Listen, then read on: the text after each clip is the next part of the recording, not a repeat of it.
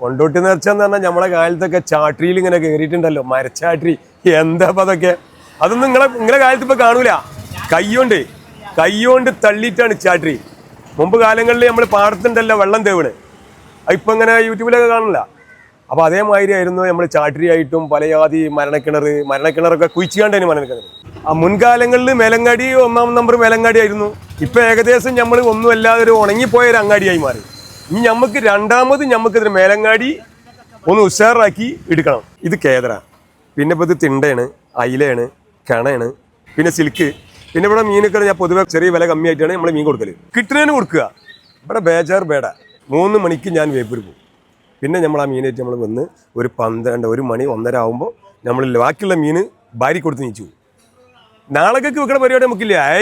നാളേക്കൊക്കെ ആ പരിപാടി നമുക്കില്ല. അത് അങ്ങനെ ചെയ്യില്ല. അവിടെ എല്ലാവരും കേൾക്കല്ലോ പറഞ്ഞത്.